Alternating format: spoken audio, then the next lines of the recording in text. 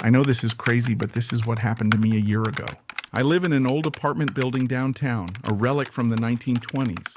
It's a brick structure with a narrow, winding stairway and hallways that echo with every step. I've been here for about 7 years, and while the place has its share of creaks and groans, I never felt anything more than the charm of an old building, until last year. My friend Mark had been staying with me for a few weeks while he was between jobs. One evening, we decided to go out for drinks with some friends. We were in a good mood, joking around as we left my apartment, taking the back exit through a dimly lit alley that ran alongside the building. The alley had a single flickering street lamp, casting long shadows that moved like fingers across the ground. As we stepped into the cool night air, Mark realized he had forgotten his wallet. "Go ahead, I'll catch up," he said, turning back toward the alley entrance. I nodded and walked down the alley toward the street, the sound of my footsteps echoing off the brick walls.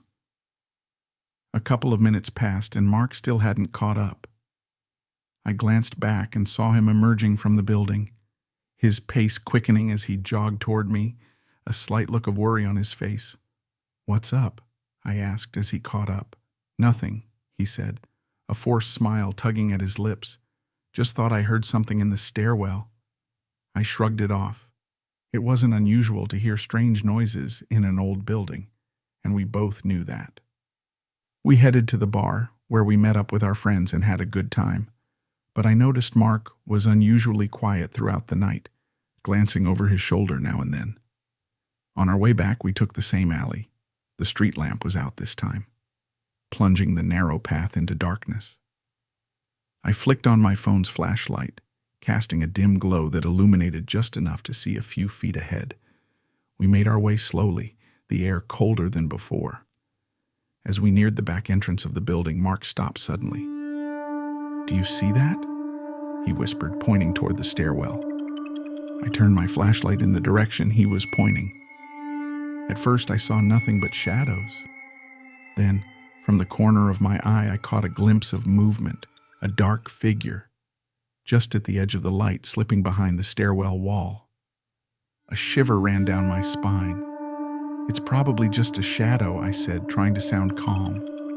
Mark didn't look convinced. "It's the same thing I saw earlier," he muttered. We stood there for a moment, listening to the silence. Then, against my better judgment, I said, "Let's check it out." We approached the stairwell cautiously, my flashlight leading the way. The light danced across the brick walls, creating strange shapes and shadows. We reached the base of the stairwell, and I slowly angled the light upward. Nothing. The narrow steps wound up into darkness, the sounds of the city muffled and distant. Mark sighed. "Maybe you're right, just shadows." We turned to leave, and as we did, the door to the stairwell slammed shut behind us. I jumped, nearly dropping my phone. "What the hell?" I whispered, my heart racing. Mark reached for the door, yanking it open. The stairwell was empty. He turned back to me, a nervous laugh escaping his lips. "Okay." I'm officially creeped out. We hurried back to my apartment, and as we stepped inside, I locked the door behind us. "Probably just the wind," I said, trying to shake off the feeling of dread that had settled in my stomach. Mark didn't reply. He walked into the kitchen to grab a drink, and I went to close a window that had been left open.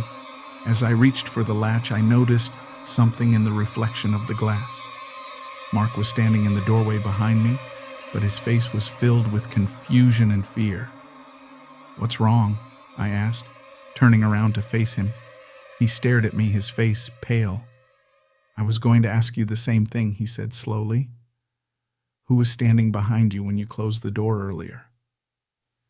A chill ran down my spine. I quickly looked back at the window, and in the reflection, I saw it, the faint outline of a shadowy figure standing just behind me, unmoving and silent. My breath caught in my throat, and I spun around, but the room was empty. The air felt thick, heavy with a strange tension, and an almost inaudible whisper seemed to fill the space around us like a low hum in our ears. Neither of us slept that night. We kept every light in the apartment on, sitting with our backs to the walls, eyes darting to every shadow. By morning, the feeling of dread had lifted, but the memory of that figure remained, lurking in the corners of our minds. Mark moved out a few days later. I still live in the same apartment, but I never use the back alley anymore, and I always keep a light on when I'm home alone. Because sometimes, late at night, I can still feel it, the presence just beyond the shadows watching, and I know better than to turn around. I need to share something that happened to me not too long ago. I don't know what to make of it, and I've been trying to forget, but it keeps coming back to me in the dead of night. Maybe if I write it down, I'll finally be able to put it behind me. I was on a solo road trip, just taking some time for myself, exploring small towns along the coast. One evening, as it started to get dark, I stumbled upon a charming little bed and breakfast in a quiet village. The place had an old-world charm with its ivy-covered stone walls and vintage decor. It looked like the perfect place to rest for the night. When I checked in, the innkeeper, a kindly old man, gave me the key to room 5. As he handed it over, he hesitated for a moment. "By the way," he said, lowering his voice, "the room at the end of the hall might make some noise at night. We've been having some plumbing issues, so if you hear anything, try to ignore it. I'll have it fixed soon." I nodded, not thinking much of it at the time. I was just looking forward to a quiet, restful night. I've always been a light sleeper, though. Even the smallest sounds can keep me awake, and that night was no different. After unpacking and getting ready for bed, I settled in, hoping for some much-needed rest. But as I lay there in the dark, I started to hear it, a soft, rhythmic drip, drip, drip. At first, I tried to ignore it, convincing myself it was just the plumbing the innkeeper had mentioned. But as the minutes passed, the sound seemed to grow louder, more persistent, echoing through the silence of the old inn. I turned over, trying to block out the noise with my pillow, but it was no use. The dripping was relentless. I glanced at the clock. It was nearly 1 a.m., and I was wide awake. Frustrated and unable to sleep, I decided to go check it out. Maybe if I could find the source of the noise, I could stop it and finally get some rest. I slipped out of bed, grabbed my phone for a bit of light, and quietly opened my door. The hallway was dim, the old wooden floorboards creaking under my feet as I walked toward the end of the hall. The dripping grew louder with each step, each drop echoing in the stillness. When I reached the door, I hesitated. It was an unassuming door, slightly worn with age. I knocked softly, just in case someone was inside. "Hello?" I called out quietly. "Is everything okay?" No response. I knocked again, a bit louder, but there was nothing, just the sound of the dripping water. I pressed my ear against the door, listening closely. The dripping seemed to be right on the other side, but I couldn't hear anything else. No movement, no voices, nothing. I was about to head back to my room when curiosity got the better of me. I bent down and peered through the keyhole, hoping to catch a glimpse of a broken pipe or a leaking faucet. Instead, I saw a dimly lit room, completely empty except for a small wooden chair in the center. Sitting in the chair was a figure, a child, facing the wall. I jerked back, my heart racing. What the hell was that? I blinked, trying to clear my vision. It must have been a trick of the light, an illusion created by my tired mind. I had to check again.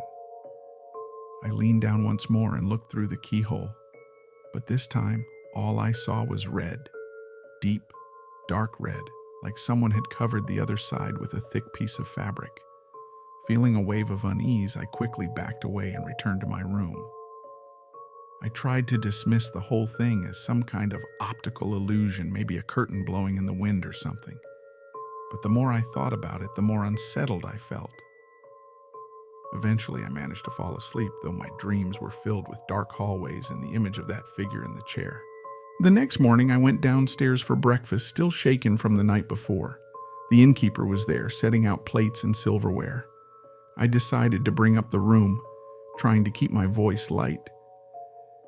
"Hey," I said, "I think I heard some dripping last night from the room at the end of the hall." It kept me up. The innkeeper looked at me, his expression tightening. Yes," he said slowly. "That room It's best not to speak of it. I felt a chill run down my spine. Why not? He sighed deeply, setting down the teapot he was holding. Years ago, a child drowned in the bathtub of that room. People who stay here sometimes report hearing water dripping or seeing things that aren't really there. My blood ran cold. What do you mean, seeing things? He met my gaze, his eyes somber.